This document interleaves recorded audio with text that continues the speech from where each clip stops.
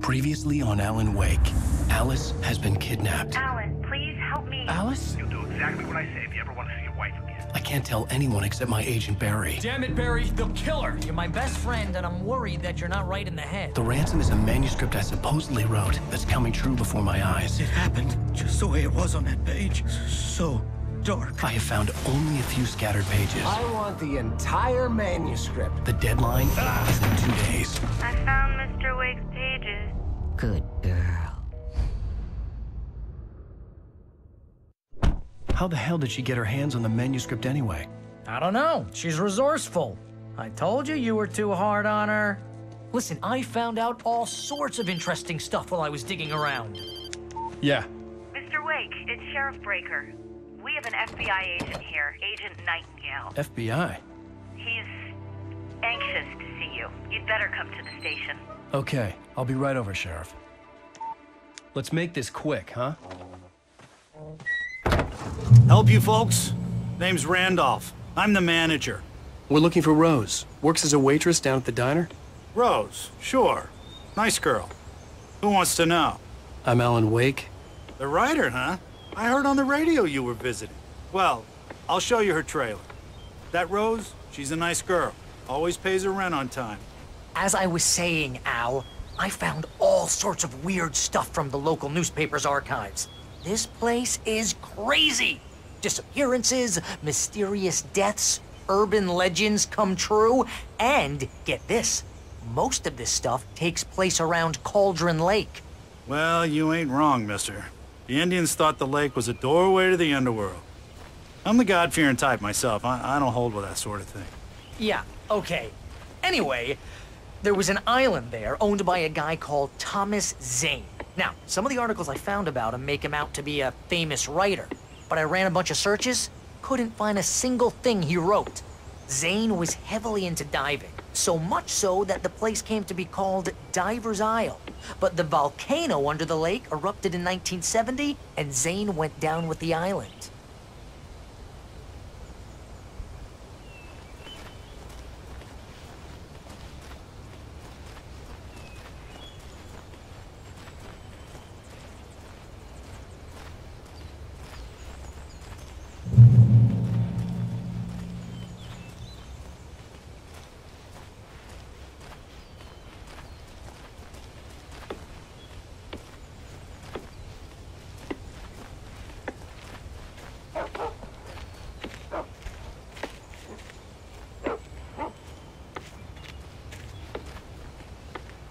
Yeah, how about that?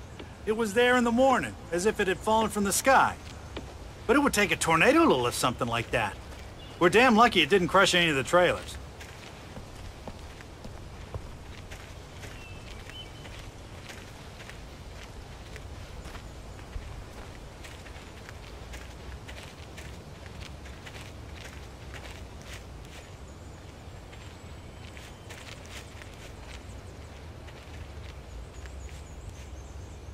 It gets better. A local girl, Barbara Jagger, drowned in Cauldron Lake just a week earlier. They were lovers. Sure, Jagger's a local spook story. The Scratching Hag comes for you in the dark. Childish stuff like that. Anyway, Al, I'm just getting to the best part. All of the articles about this stuff were written by Cynthia Weaver. I asked around, and she's that crazy bag lady you met. What, the lamp lady? She can be a little loopy, but she's not homeless or anything. Yeah, anyway, she knew both Jagger and Zane before they both died, and she had some kind of a breakdown.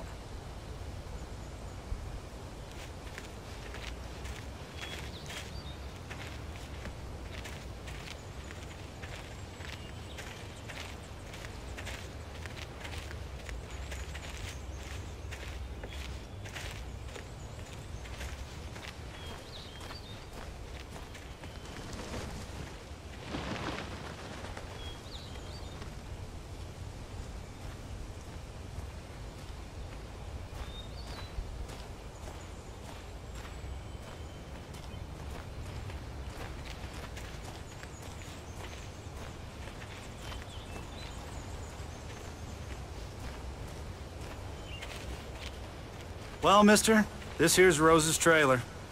You mind me asking what you want with her? We're just here to talk to her, pal.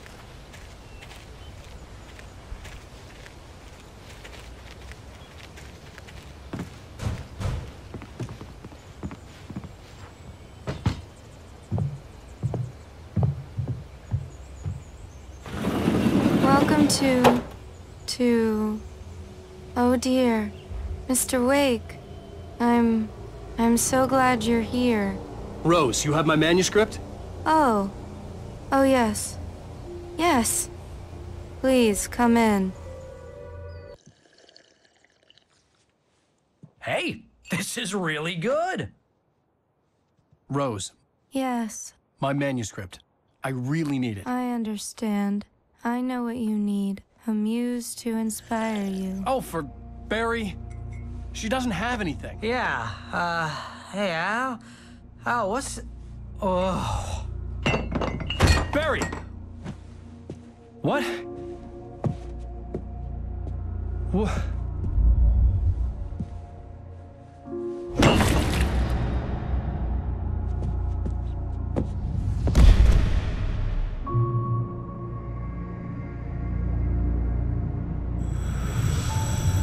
It's coming for you, hiding in my barber's skin. I'm too weak to stop it. You must turn the lights on. I promised I'd come visit you and your lovely wife. You must finish what you started. I insist. You must turn the lights on. Turn the light on. Back to work, boy.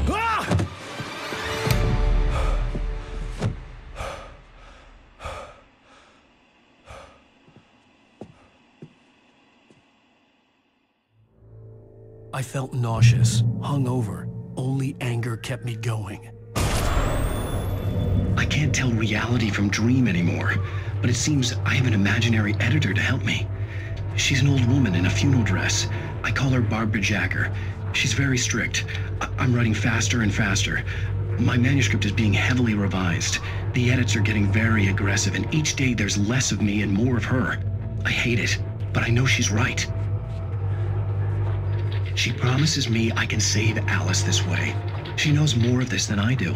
About the complex incantation I'm attempting. About this place. She's worked with another writer under similar circumstances, Thomas Zane. The genre of the story seems to be shifting. It's turning into a horror story. I'm getting close. I can feel it.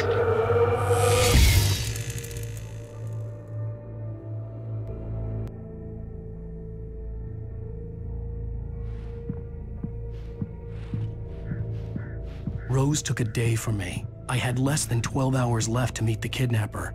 All I could do was get Barry into the car, work something out once I got on the road.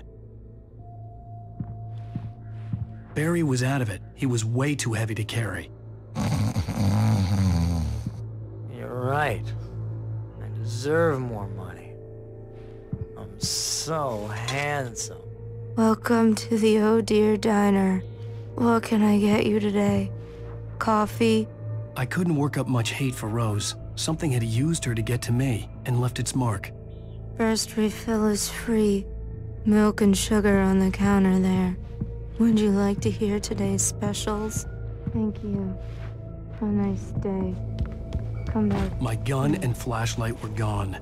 I'd have to find a way to get Barry into the car as quickly as possible. There was no time to waste. Mr. Randolph liked Rose. That little smile she had. How she was still sweet when life had tried so hard to make her bitter. It wasn't any of his business what she did in her trailer.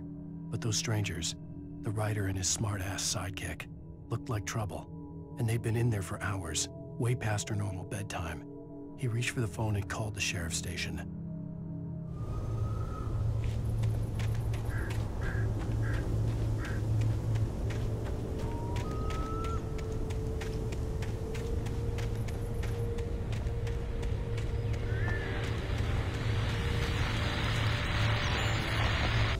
I just stepped outside to catch a breath of fresh air. Let me tell you, the weather's getting heavy.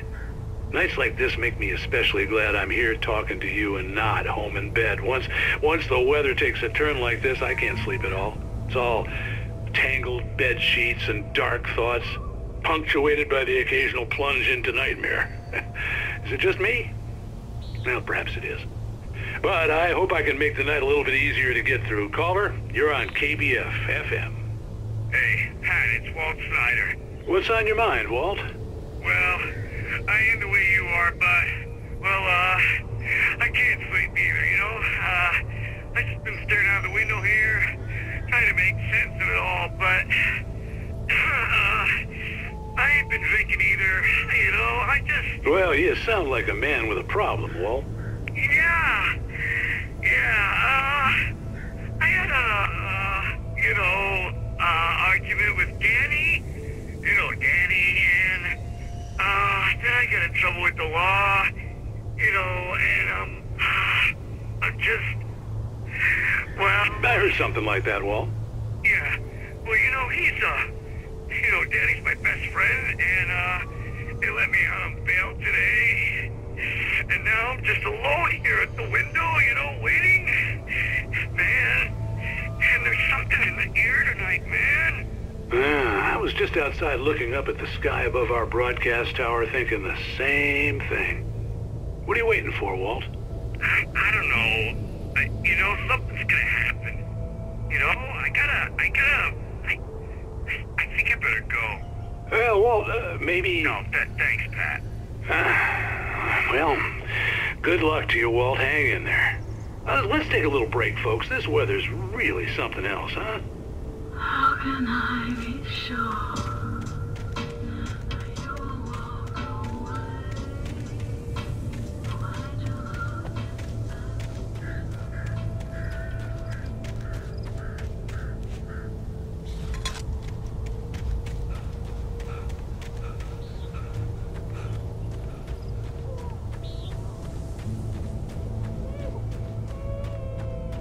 Oh, you're gonna get it now. God knows what you've done to that poor girl. This is Agent Nightingale, FBI! Get him up, Hemingway! You're under arrest! You move a muscle, I'll unload right in your goddamn face! Stay right where you are, Spillane!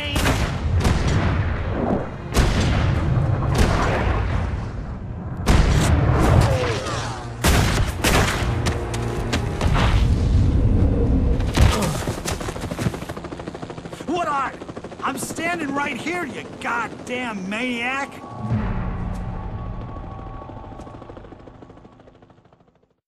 I hated to leave Barry behind, but there was no way I'd miss my appointment with the kidnapper. Give it up, Mr. Wake! Come on! Make it easy! Get after it! Mr. Wake, come on!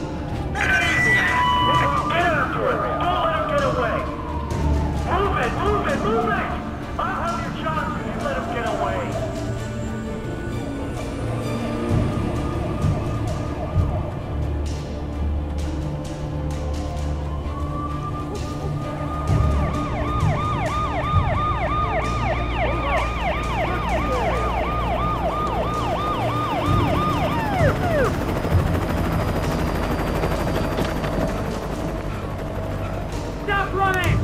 We have the suspect in sight!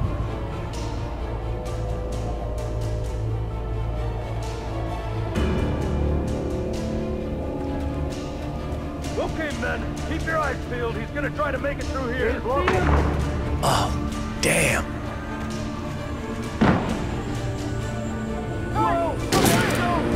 Stop! God damn it! Where did he go? Keep an eye out! Fan out!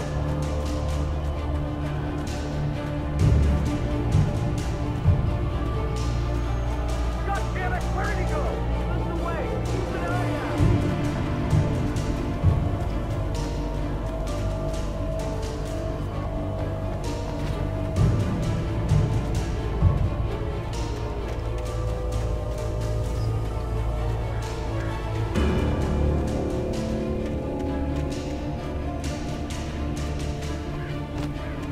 He's gone! Come on, guys! We need to head him off! For decades, The darkness that wore Barbara Jagger's skin slept fitfully in the dark place that was its home and prison. It was hungry and in pain. It dreamed of its nights of glory when the poet's writing had called it from the depths and given it a brief, terrible taste of power and freedom. The rock stars had stirred it from the deep sleep the poet had sunk it back to in the end. When it sensed the writer on the ferry, it opened its eyes.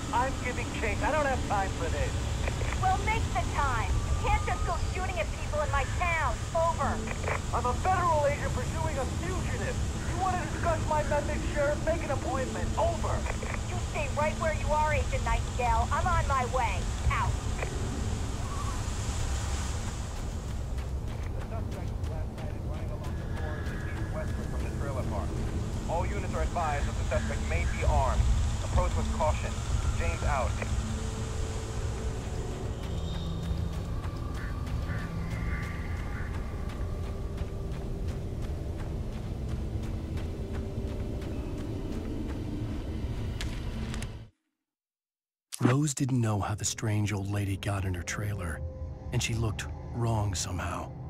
The woman showed her teeth in an approximation of a smile and traced a finger down Rose's cheek. "Pretty girl," she said. Rose felt as if she was falling asleep, but her knees didn't buckle. The crone spoke in a whisper, her words ice cold and dark in Rose's ear.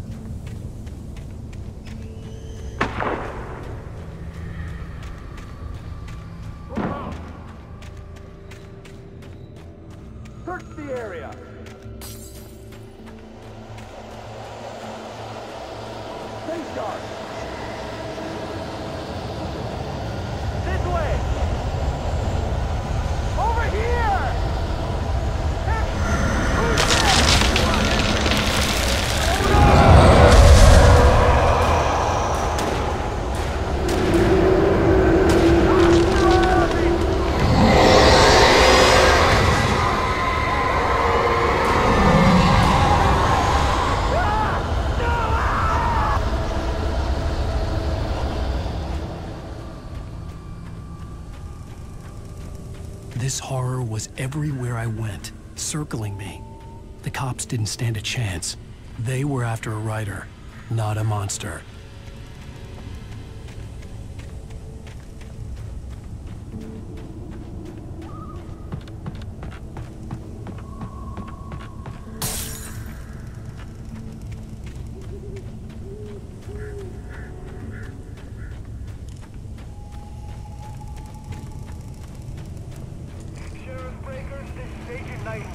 I've lost contact with most of the men you assigned to me.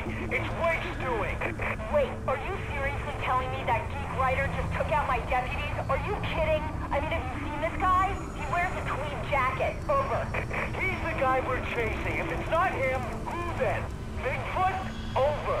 I don't know yet, but I'm not in the habit of jumping to conclusions. That tends to come back and bite you in the ass. Out.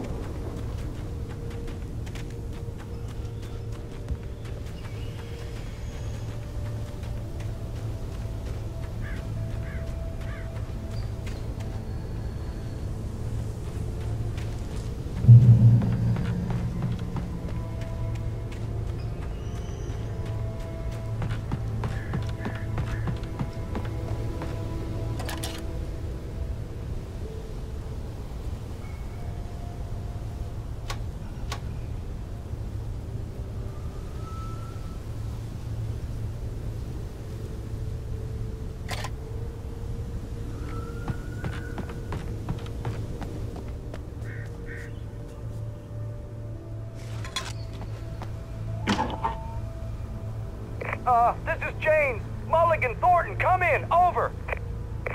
Thornton here. James, we got both Wheeler and Rose in custody. They didn't put up a fight or anything. Why, they were... Hey, Mulligan, what are you doing? Come on! Sit down and give me that. Jane, Mulligan here. Over. Go ahead, Mulligan. Over. We got Wheeler and Rose here. Wheeler's drunk or hopped up on something. Speaking of which, that Fed had a pretty distinctive whiff of Otis Scotch about him, if you know what I mean. Over. I don't have anything on that, Deputy Mulligan. Over. Well, whatever. Anyway, Rose is just being plain weird here. You better get Doc in to take a look at both. Over. Gotcha. You better get them here quickly. The, Fed's gonna want to interview Wheeler. Over. Oh, yeah, I'll bet he does. Looks like they have a lot in common. Mulligan out.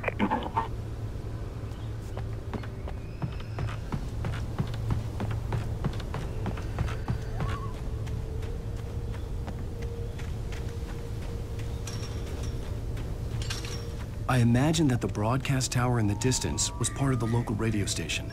Maine seemed like a decent guy. Perhaps he could give me directions to the coal mine.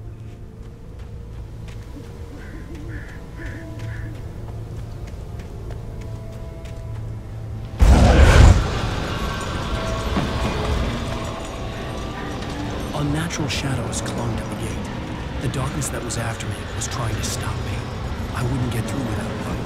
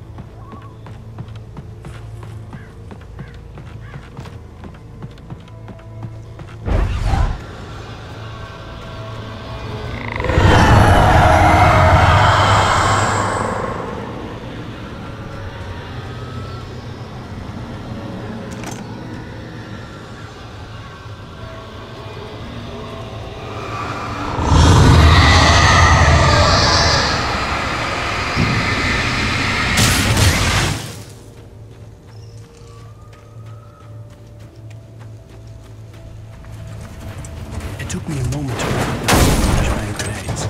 They were an ideal weapon for my situation. Team 1, come in. Over. Team 1, this is Sheriff Breaker. Report. Over. Team 2, come in. I need a report. Over. Come on, guys. Talk to me. Come in, please. Over.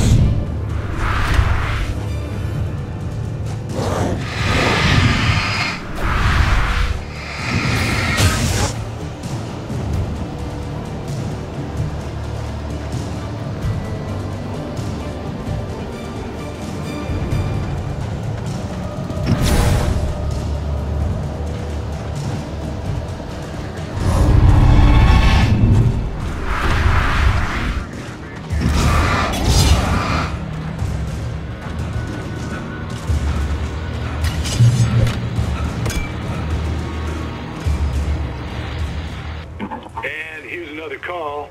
You're on KBF-FM with Pat Maine. It's Milt Peabody, Pat. What's on your mind, Milt? Well, I live near the trailer park, Pat, and there's a big ruckus going on over there. Well, that's just up the road from me, too. What's going on, do you know? I don't know, but there's a bunch of police cars there, lots of sirens, a helicopter buzzing around, and I think I heard some gunshots. Gunshots? Yes, sir, like from a pistol. So can you find out what's going on? Because it's just next door and they're popping off guns there. They're still shooting? No, it was maybe 10, 15 minutes ago. It sounds serious, Pat. I'm telling you, it don't sound like no party. Well, I'm certainly going to give the station a call, Milt. Okay. You'll hear it here as soon as I hear from them. Okay, thanks.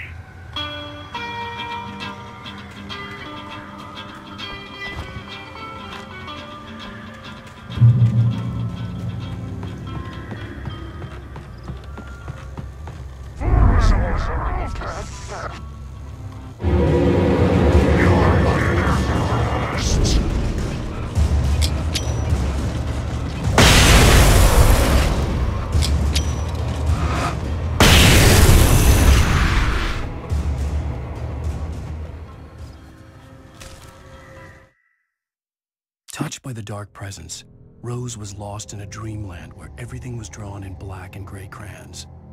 The old lady had promised her that all her wishes would come true. She would be Alan Wake's muse. She was smiling so hard it hurt her face. She crushed a bottle full of sleeping pills into the coffee. Deep down inside, she was screaming in terror.